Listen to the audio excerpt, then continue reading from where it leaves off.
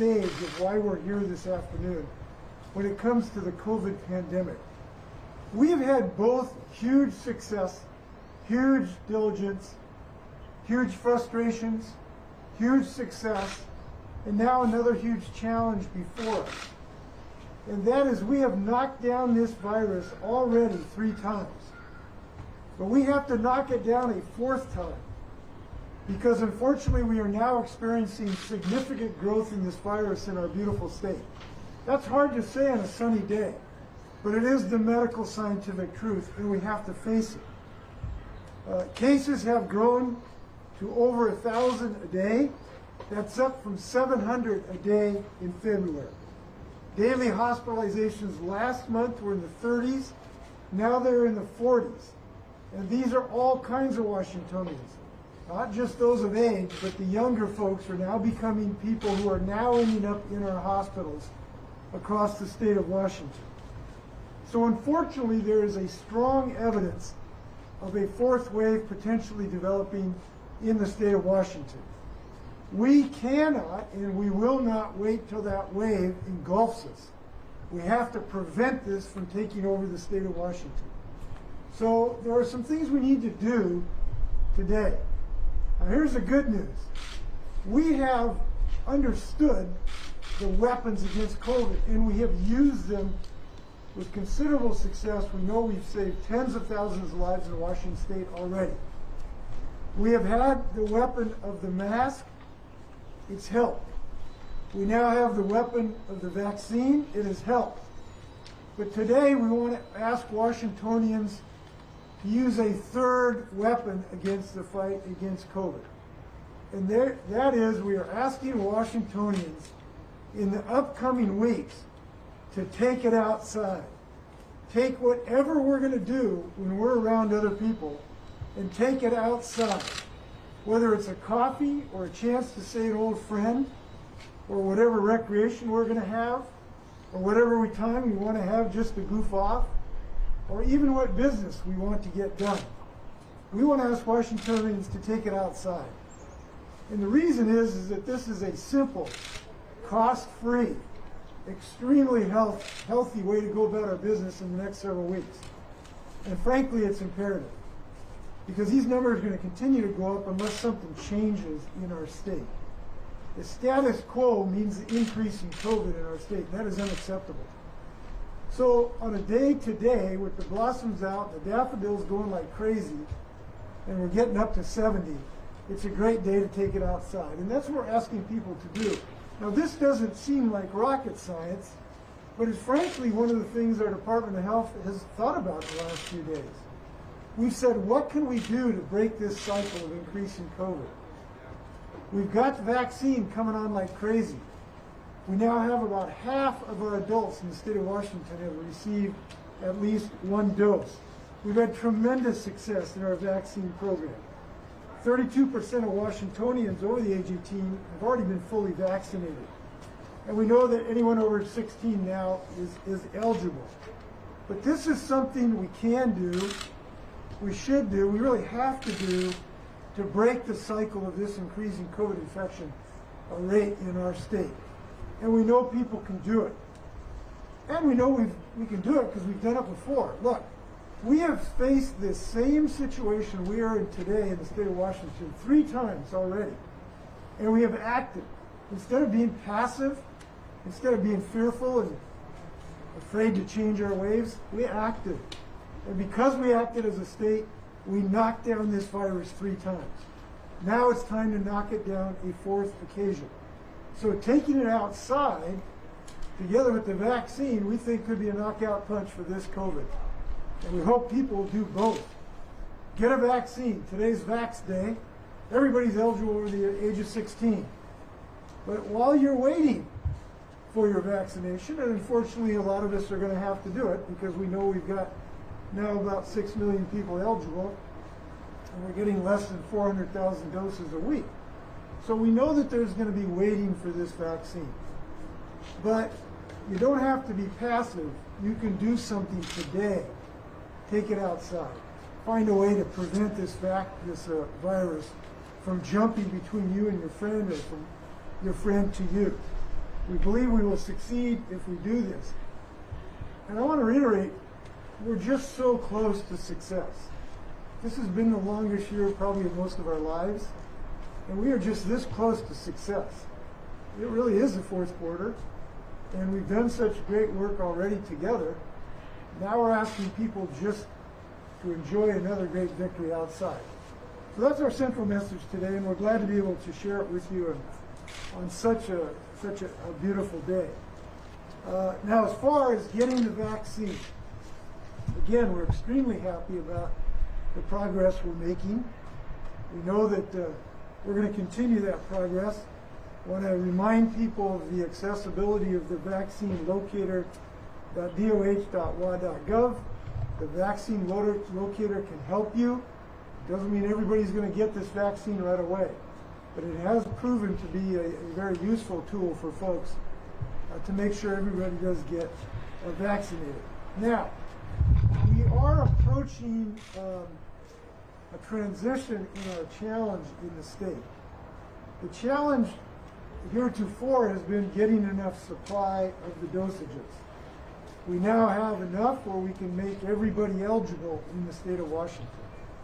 But we have another challenge coming on to us, and that is a hesitancy of some people to get this vaccine.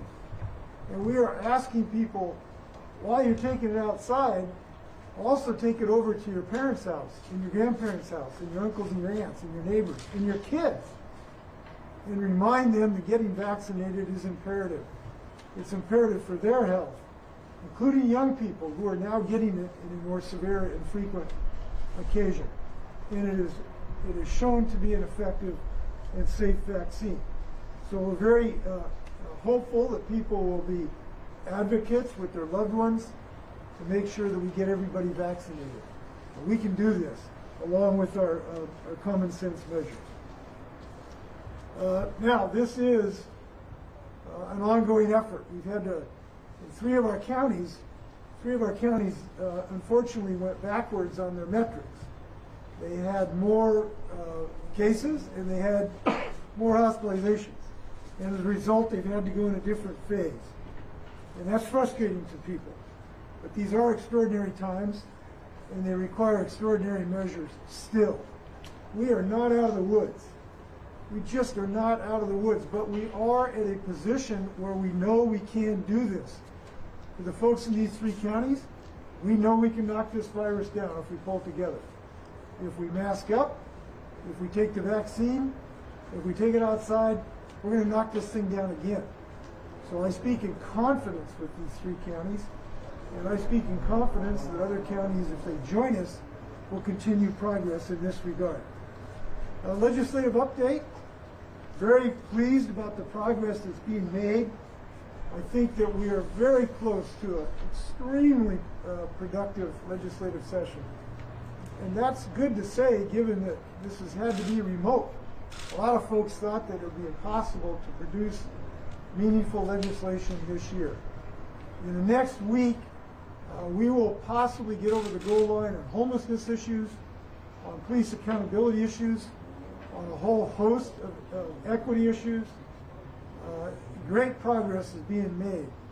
I do want to mention one, though, that really is imperative to get done, and that is our bills to attack climate change. There are now two bills pending in the legislature that have moved forward in both chambers. That's the Climate Commitment Act, which puts a limit on carbon pollution, and the Clean Fuel Standard, which gives people better options for cleaner fuels. These things are so close to passage, and it is imperative to get work done this year on climate. So we're excited about the next week. It could portend really, really big progress for the state of Washington. And I want to congratulate the legislators who've done so much in this remote year. It's been great to see.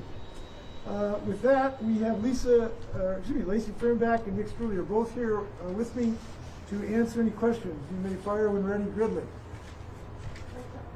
Governor, you spoke of the three counties that'll be rolling back tomorrow. You did receive a letter late last week from a variety of groups across the state asking for you to hold off on that for 3 weeks. Given the lag in some of the data that's informing your decisions and the fact that vaccinations are moving forward at a pretty steady clip, why did you reject that request?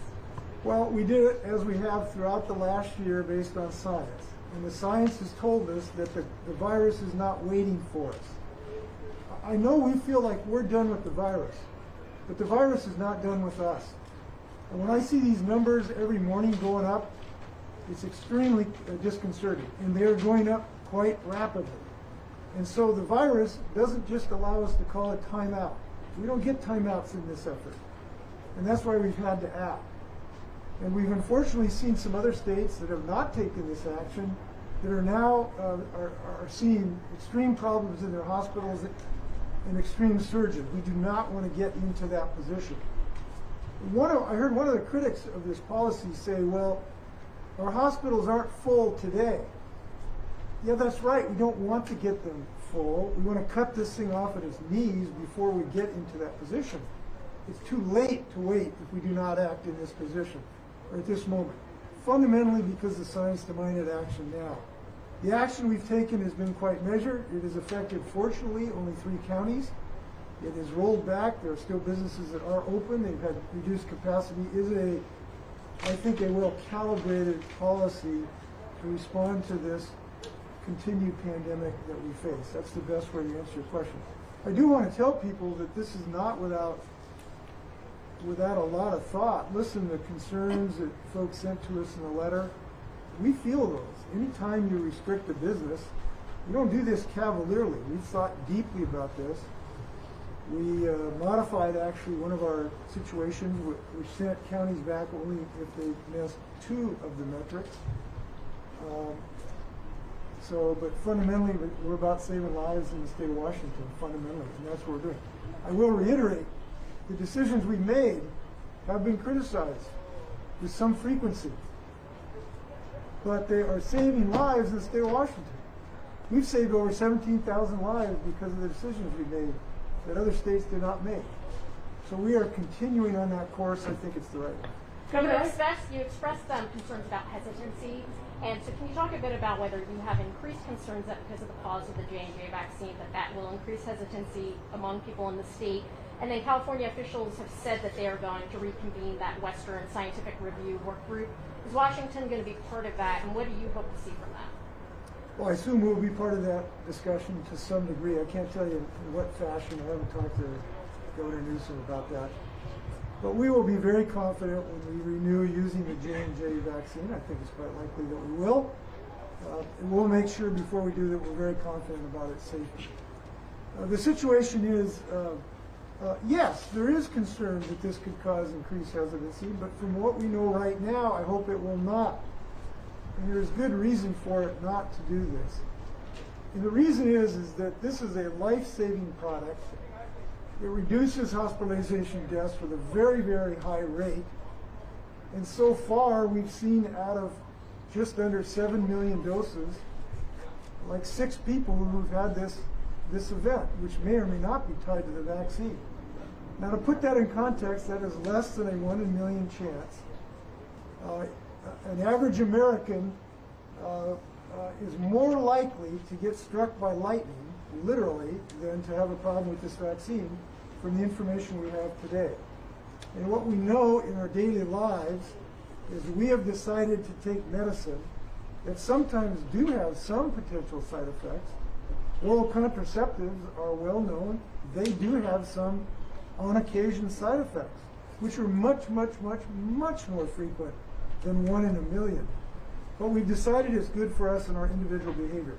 So I believe in the ultimate analysis that we will see that these things are healthy, but we'll make sure that they are before this starts in every way that we can. I'm confident that the administration has taken a very cautious approach to this, and I'm very confident that we'll get the scientific right decision.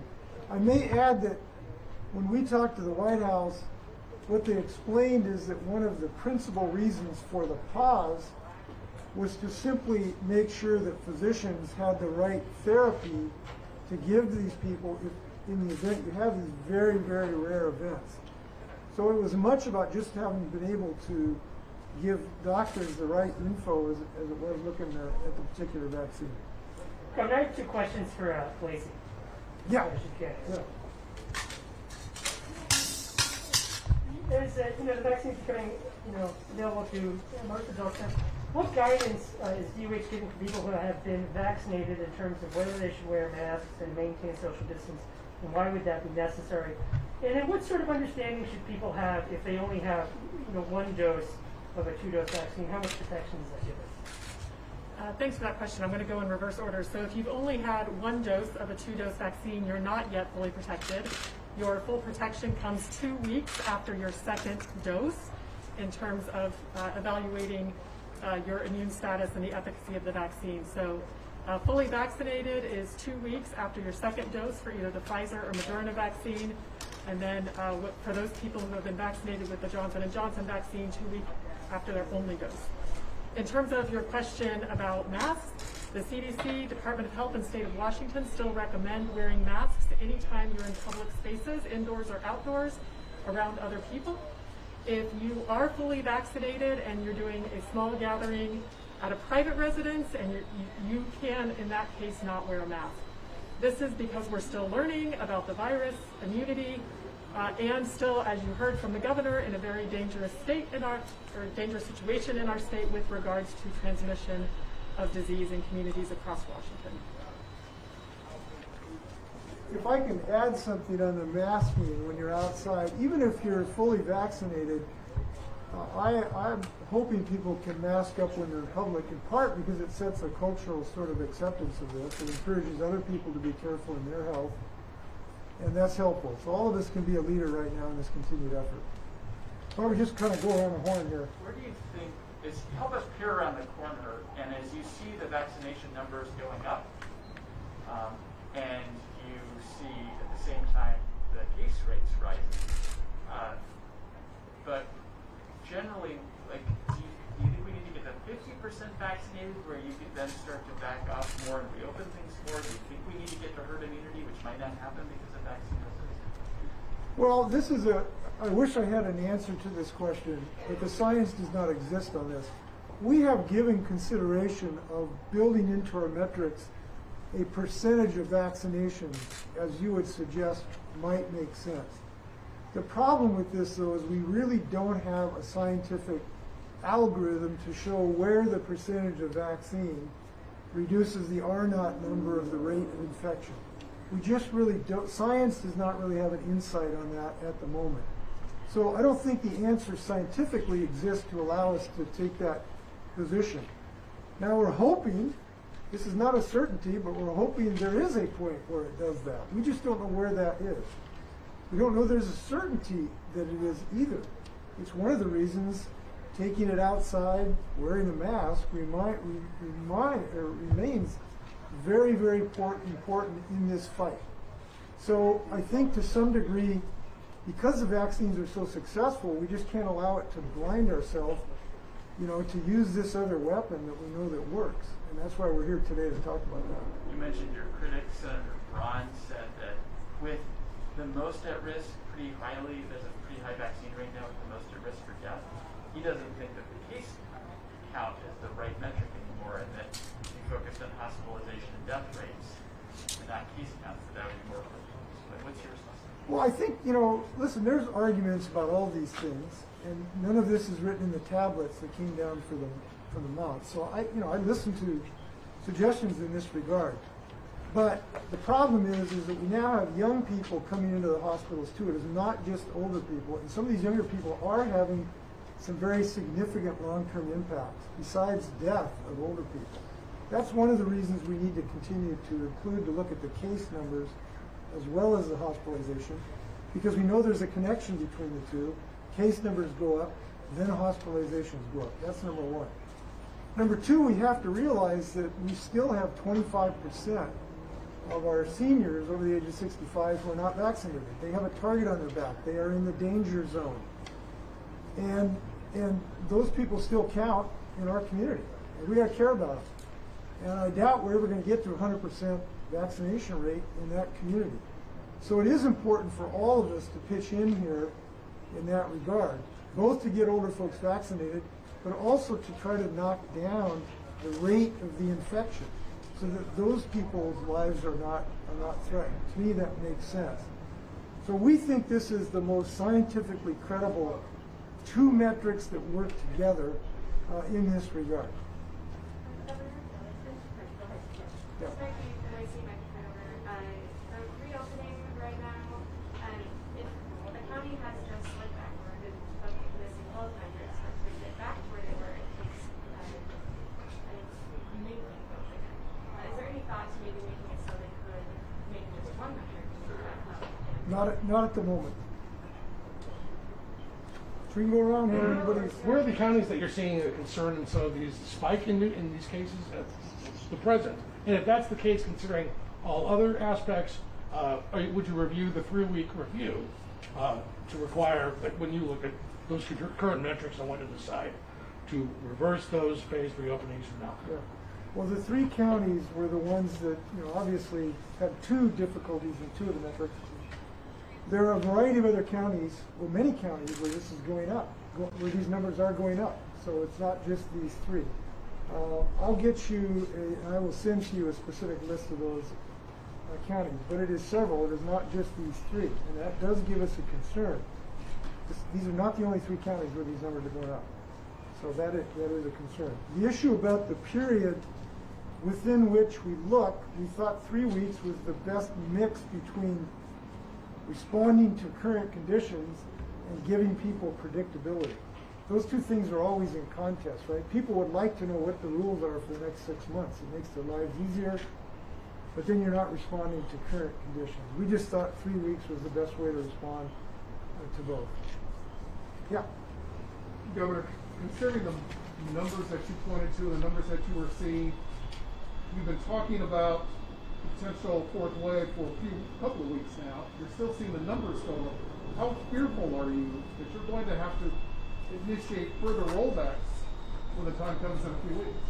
Well, the word fear, I try to avoid it because I don't think it's productive.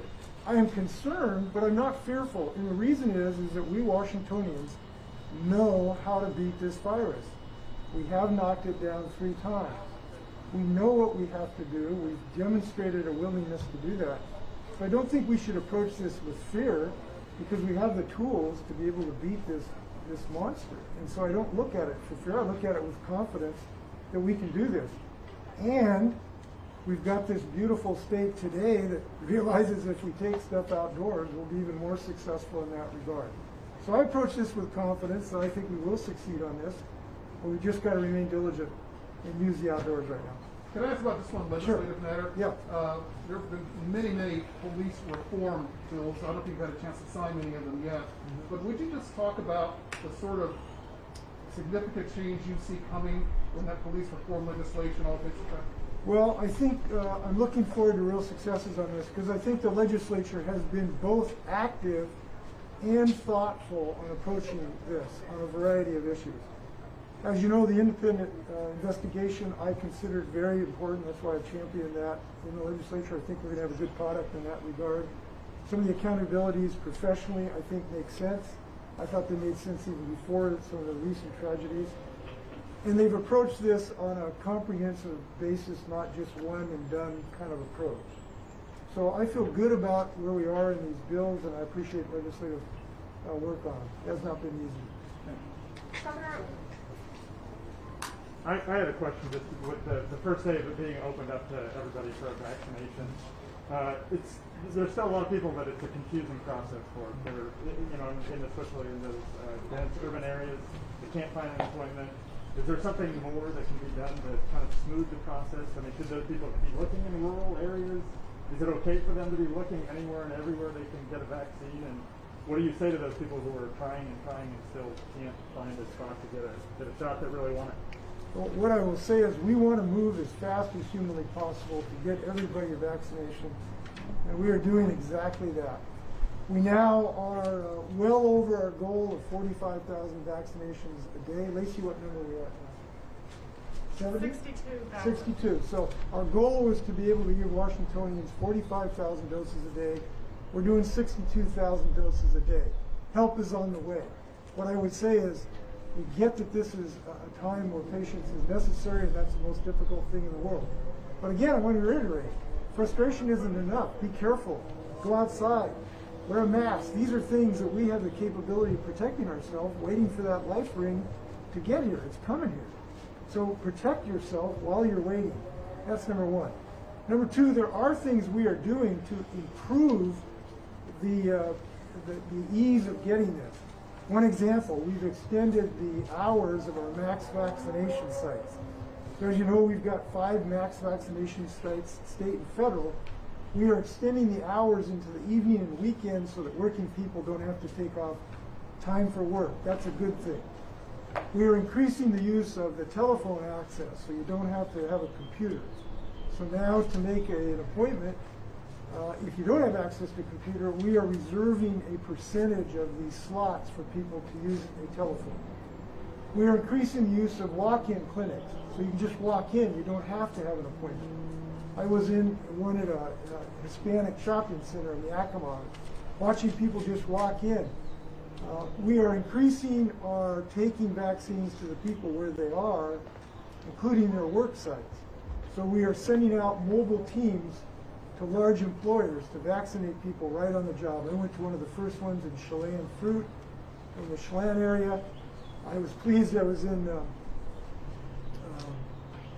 Spokane the other day and saw not only the Max Vax site, but I went to a pop-up clinic and there was a bus and it had folks that looked like they were ag workers, and I just went up and said, hey, can we get these folks to go over to the clinic and get vaccinated? And I talked to the driver and he said, well, we could, but all these guys just got vaccinated yesterday at the Green Acres farm.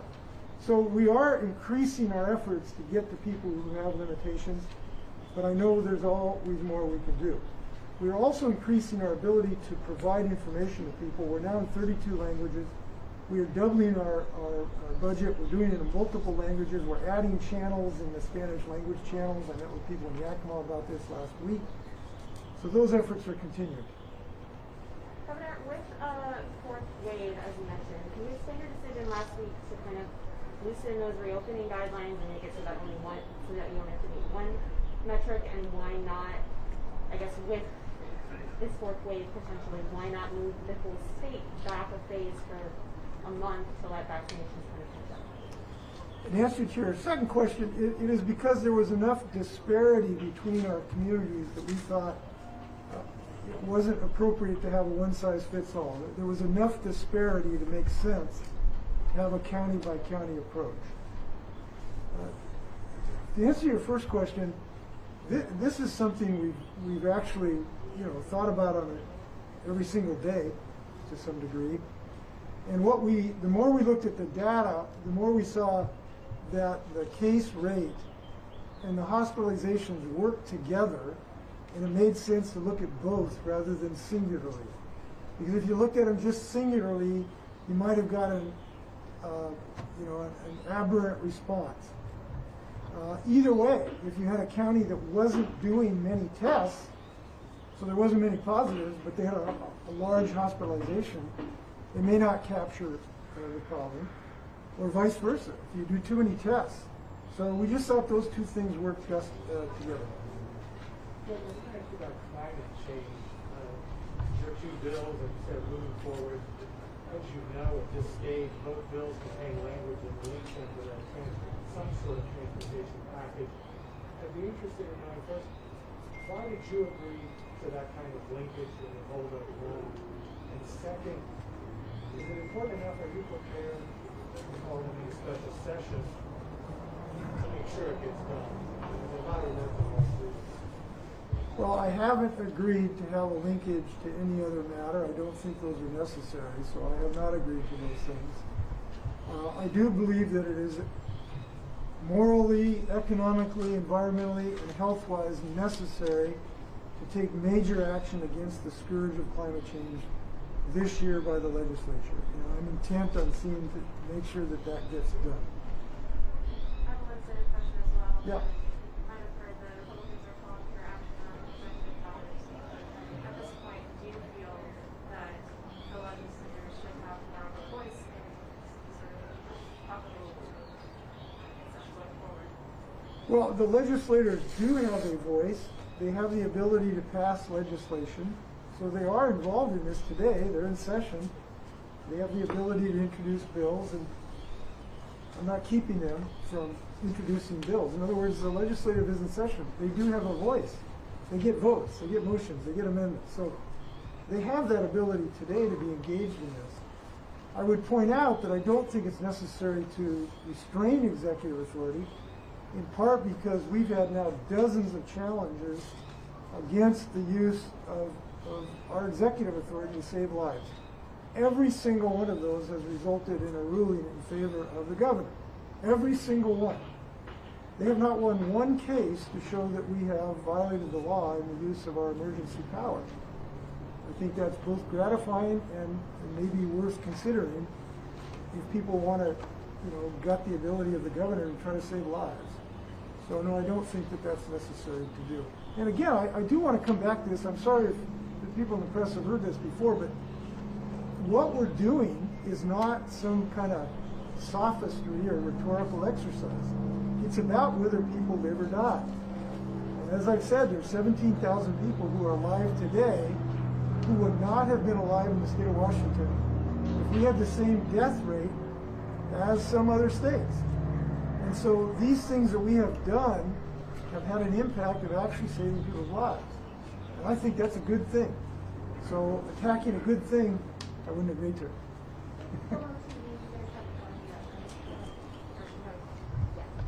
Thanks for your time, Governor. One question more.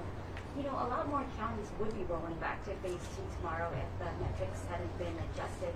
But numbers of cases are starting to creep up. Like I was checking the numbers for King County, and we're creeping up to 198 cases for 100,000 people. What's your message to those counties, in light of us heading into this fourth wave in the context of why we're here today? And my message is take it outside. Just take it outside. Have your meeting outside because it is so much safer to be outside. Look, the only way the virus can infect people is if we help it. And it is much easier for that virus to travel indoors than outside. So my message would be take it outside, keep your county open, save yourself, enjoy the outside. We know we can sit outside and have a cup of coffee in today's environment, or dinner, or a walk, or anything else. We know we can do these things. So they're very available to us, and that is my fundamental message today. If we do this, again, I'm very confident that we're going to do that. On the Blake, you asked me about the Blake decision last week. I asked you to give a limited response, and you wanted to help the legislature to reach a conclusion. I do think you use your help right now, and that the House, a majority wants to legalize a certain amount of personal use. The Senate majority appears to not want to do that. As the third person who will have to sign the bill, do you support allowing people to have some amount of drugs for personal use as legal? So I have been cautious about drawing lines in the sand on this bill because I do believe this is something that's complex. The legislators need to work with each other. I am helping them. I had a discussion this morning with both leadership about the Blake decision. I do believe that there's a broad-scale effort or interest in looking at the drug issue as a health issue more than we have, as opposed to a criminal enforcement issue to some degree. But there is also an interest in having some mechanism to encourage people to be involved in therapy to solve chemical addiction problems. And I think the legislature is going to have to figure out the balance between those two things. And I'll continue to help them to the extent I can. We get all the outlets that are here. We have a couple that, that I'm not sure we got all the outlets that are here. So it really has two that, We have two questions from Higher Radio. First, due to the Pierce County rolling back to phase 2 tomorrow, a couple has had to disinvite dozens of guests for their wedding, as capacity will be reduced. In the past, you've allowed flexibility for events like this and similar rollbacks. Do you consider doing anything like this time? And then second, how does rolling a single county back to phase 2 stop the virus from spreading if people from that county are still traveling around the state for spring break, tourism in the nice weather, and to get vaccines in Eastern Washington? Well, listen, when you roll back a county, you have an impact on 1 million people. That's significant. This has been a significant step. This will reduce the interactions where the COVID virus can jump from one person to another for 1 million people. That is a lot of people that we believe that we can potentially save their lives by taking this step.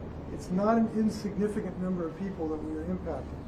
Yes, whether people walk across the street to a different county, you bet. But what we have found is that when we take these actions, we reduce infections and we save lives, and that's why we've taken this action. The wedding issue, look, it's hard. These are frustrations. I hope the couple will have a great wedding. I hope they have a future where they can all celebrate as much as they can, and I wish them well. I hope they have half as much luck in marriage as I have had. Anything else? When's the last time you had a press conference this size, and what's the I significance don't know, today? maybe, when was it? Anybody know? A year ago, 9 months ago? It's good. The last in-person one in Olympia was March 2020, middle of March. It's as if this is being used as an example. I don't think our viewers really see this part. Well, it is an example because I feel very safe in this environment. We're outside where there is a dramatically reduced rate of infection. We're wearing masks, and I feel very safe in this environment. It would be less so if we were inside, kind of more shoulder to shoulder, right? Even though I've been doubly vaccinated. And again, even though I've been doubly vaccinated, it still makes sense to be careful around people. So I'm really happy to see you again. I'll look forward to our next outside conference. Anything else? Closing? 1, 2, 3. Yeah. The original cap and trade bill did include language that would allow some money to go to different places through transportation. So the current version specifically has amounts for transportation of all sorts. Are you saying you oppose that specificity? And if so, what would you like to see instead? I don't think it's necessary to limit the application of either of the climate bills depending on what expenditure is made from a particular source for transportation. There is no logical reason to do that except to intrude on the ability to protect people from pollution. So I don't favor that approach. But today that's being worked on. There are quite another avenues to solve this problem. And I can report to you that there are an increasing number of legislators that are coming to focus on these two bills and be in favor of them. I've been very encouraged in conversations the last few days with members who, have they come down to the end of the session, are now understanding it's time to put up action, and they're willing to do it. I'm very pleased about where these bills are right now. Thank you very much. Be well. Go Mariners. Thank you.